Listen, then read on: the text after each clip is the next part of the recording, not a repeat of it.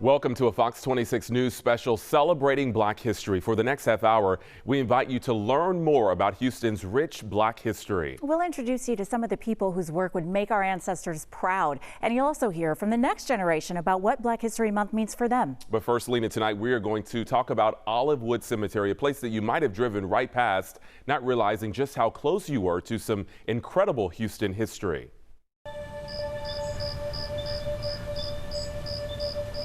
This is my great-grandmother's family plot here, Emma Brown. Charles Cook never expected, while clearing weeds around this old Houston cemetery 30 years ago, he'd find his great-grandparents were buried here. So it took on even added dimension. And he'd discover the incredible history behind Olivewood Cemetery, which sits just off White Oak Bayou near downtown. It's the resting place for hundreds of freed slaves, some of Houston's earliest Black residents. This was a cemetery that was established by African-American men back in 1875 for just, $10 a share. And it's 7.5 acres. Among the estimated 4,000 people buried here are pioneers, like David Elias Dibble, the first ordained Methodist minister in Texas, Houston's first Black alderman, Richard Brock, and Lucy Farrow, known as the Mother of Pentecost. The last known burials here were in the 1960s. You're 6 feet away from history. It's not just the breadth of time. Jasmine Lee is an anthropology student at University of Houston and was so intrigued by Olivewood's story, she started doing her own research and now gives tours to visitors. This is more than just a book or a building. This is the physical remains of the people that made so much history. And losing that is part of losing a connection. But the 6+ acres you see today is much improved. For years, the cemetery was neglected. It had been overgrown for several decades. So that let you know how bad it was. Nothing was visible. There was no fence around it. It's why Cook co-founded Descendants of Olivewood in 2008. The nonprofit organizes regular cleanups and put up a fence. Still, there are challenges. Last summer, the group got a $50,000 grant to help with flooding and erosion issues. We're actually now re-gridding the cemetery, so we will know where every monument is, the names on the monuments. So we're applying now for a grant to help restore some of the monuments. Charles Cook says it's the least he can do to honor his ancestors by keeping the headstones clear and their stories alive. Well, Black History Month has been celebrated every February for more than 4 decades now. But did you know it started as Negro History Week, the brainchild of scholar and the son of former enslaved people Carter G. Woodson nearly 100 years ago, all the way back in 1926. This was as a way to recognize and celebrate Black history, Black culture, and the historic but often overlooked contributions of Black people. Well, by the late 1960s, the focus on Black history evolved from just a single week into an entire month. And in 1976, not long after the Civil Rights Movement, it was officially recognized by President Gerald Ford. So you might be asking, why in February? Well, both Abraham Lincoln and Frederick Douglass were born in February. Both of them obviously extremely influential in the ending of the forced enslavement of Blacks here in America. Now, you can't talk about Black history without celebrating the work of the late Reverend Dr. Martin Luther King Jr. And some of the talented Houston ISD students honored him at an oratory competition earlier this year. Brotherhood, peace, justice. If we work together with these three in mind, we can achieve Dr. King's vision. Thank you. We're not where we ought to be, but thank God we are not where we used to be. I am Dr. King's dream. You are Dr. King's dream. This is what makes our country so great. We need to recognize that our differences are actually our strengths. Our unique perspectives make our society stronger.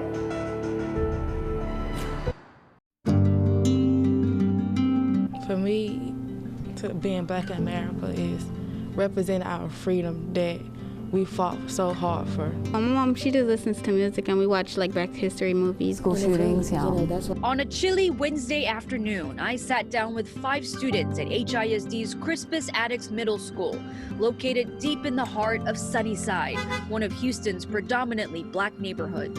I just want to thank like all the people that's done that stuff for us, like Rosa Parks and Ruby Bridges and Harriet Tubman. What started as a friendly, light conversation about celebrating Black history and excellence quickly took a sharp, morbid turn when the topic of George Floyd and police brutality was breached. For me, the George Floyd incident really took like a toll on me because I was like, wow, I can't believe like they would really do that to someone.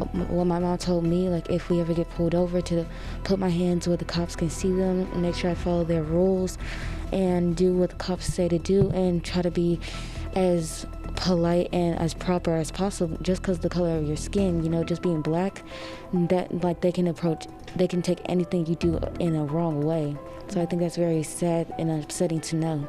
Although these kids are only 12, 13, 14 years old, their parents have made them acutely aware of how they need to behave in order to stay safe. I have to say and think about what I say, because sometimes when I approach somebody, like they'll get the wrong idea, and if I be like in front of a cop, they'll probably do what they did to George Floyd to me. Do you really think that? Do you think that if you behave a certain way, act a certain way, that you run the risk of getting treated like that? Yes. And why do you think that? Because the way I see it, like what she said about George Floyd, saying that he couldn't breathe, the man still didn't do it, didn't get off. He kept putting his knee on his neck. I always try to think about like what I would be able to do in that situation if I like got pulled over or like an aggressive cop tried to approach me. I think I just try to obey as best as possible until I can get out of the situation. Walk how you usually walk. Their answers were not only eye-opening, but concerning. Growing up in Sunnyside, one of the most crime-stricken neighborhoods in the Bayou City, walking side by side with violent criminals and hearing gunshots at night has become all too part of a normal routine.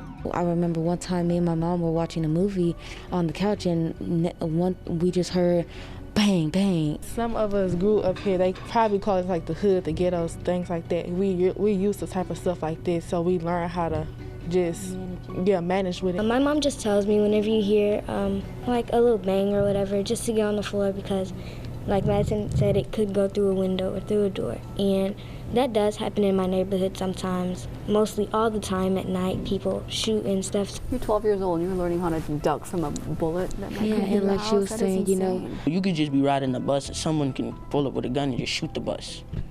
That's how crazy it is. It's just, they have zero chill, no remorse, no mercy for anyone. You can't be a kid because there's so much stuff going on in today's world that you have to know.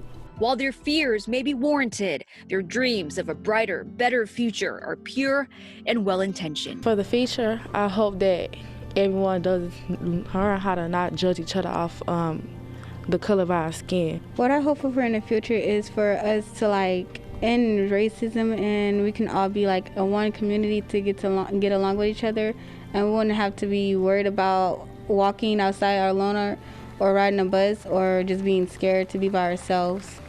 Natalie He. Again, that was Natalie He reporting from the mouths of babes. You know, sharing stories of Black history makers with the next generation, it's something that should and needs to happen year-round, not just during the month of February. So to help with that, a publishing company named Melanin Origins has created a series of books that take historical figures and transforms them into children. And Houston ISD is even considering adding that unique literature to their curriculum. We write children's books about African-American pioneers. So Booker T. Washington, Ida B. Wells, Madam C.J. Walker. We take our leaders, we transform them into children so they can be relatable to children, to the child audience, so they can tell their stories about triumph, great achievement, and success, and encourage kids that they can do those very same things. Instilling in children that they can achieve their goals, their dreams, despite any challenges that they may face, that's paramount. And that's very important when it comes to our children for Black History Month.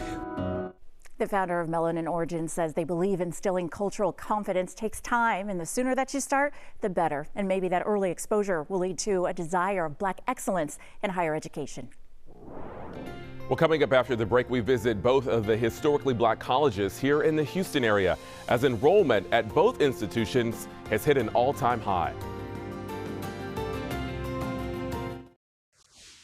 Historically Black colleges and universities have been around since the mid-1830s, and there are more than 100 HBCUs all across the country.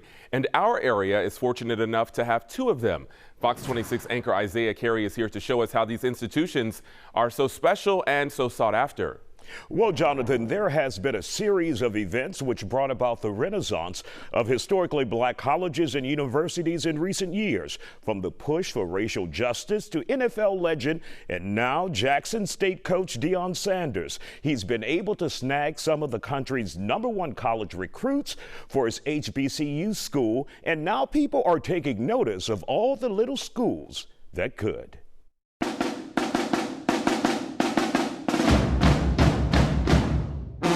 What would life be like without the ocean of soul from the campus of Texas Southern University?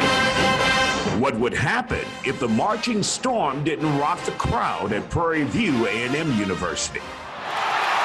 While bands and sports are the core of historically black colleges and universities around the country, that's not all it's about. HBCUs are outstanding institutions, and they are known for providing an opportunity for students to study with faculty members who care about them, who go above and beyond to make sure they're successful. Dr. Alicia Crump Young is a current president at TSU.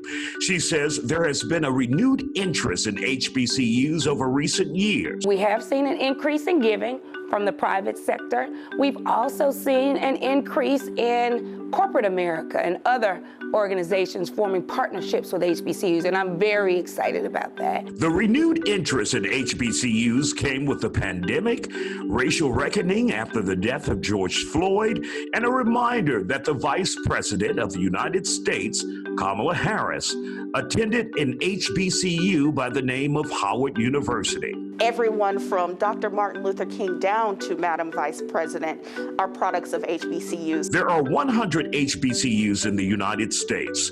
The schools began at a time when blacks either found it difficult or were rejected from many of the mainstream institutions of higher learning around the country. Cheney University in Pennsylvania was the first back in 1837. Texas Southern, it just felt like home to me. The family environment, the feel, the cultural experiences that I would gain. For decades, HBCUs were considered second-class schools, but that's long been a thing of the past. More and more black students, including Hispanics and even whites, are now embracing the schools. Enrollment sits at just under 300,000 students nationwide, students who are beaming with pride at Texas Southern University. We have more applications to attend our institution than we've ever had before. HBCUs cultivate an environment for students to feel confident as we develop professionally and personally. One need only travel along Highway 290 to see how matriculating at HBCUs like Prairie View is not just an attendance record, but a way of life. You can't get this experience anywhere else or at any other institution. So I definitely wanted to, stay with my culture and just get the full experience of being around other black students and just gaining connections with each other. Once I got to understand the benefit of attending an HBCU, like actually getting to understand and know your culture and the knowledge that really happened about African American history or black history. The resurgence in popularity at HBCUs appear unstoppable, even though some have tried and are trying as we speak. Any bomb threat that comes in, I'm getting the first call. Just this week, several historically black colleges and universities around the country have been the targets of bomb threats. It's the second round of threats in a month's time. One thing I will say that any call that's or any threat toward one HBCU is a threat to all HBCUs, and so we don't take anything lightly. In the meantime, HBCUs are changing the way Americans think about education. It's a reminder smaller schools with less funding have been able to survive and produce quality students like Martin Luther King and even the VP, Kamala Harris. Now, if you're wondering if the HBCU system has its own so-called Ivy League schools, the answer is yes. They're called the Black Ivy League. Howard University, Hampton, Morehouse, Fisk, and Tuskegee, just to name a few. In the studio, Isaiah Carey, Fox 26 News. Black History Month isn't only about highlighting the pioneers before us, but also the people making a difference right now, inspiring our future generations. And Fox 26 anchor Jose Grignon gives us a look at some of the people here locally who are doing exactly that. Later this year, Reginald DeRoche will be installed as president of Rice University. He's the first black, and coming from Haiti, he becomes the first immigrant to hold that prestigious position. I was honored. It's a humbling appointment. I've worked my entire career, and to be told I'd be the president of this great university was just an incredible moment for me and for my family. In 2017, DeRoche was named Dean of the School of Engineering at Rice. He was later named Provost in 2020. Reginald DeRoche now becomes Rice University's 8th president. Another local history maker in our community, bioengineer Vanessa Weish, NASA's new director of the Johnson Space Center. Before her promotion, Weish served as JSC's deputy director and worked closely with the astronauts to help conceptualize and create new space technologies. Right now is such an exciting time in space and here at the Johnson Space Center. Vanessa Weish is now the first black woman to lead any NASA center. In recognition of her achievement at NASA, she was selected to be the Grand Marshal for a local Martin Luther King Day parade.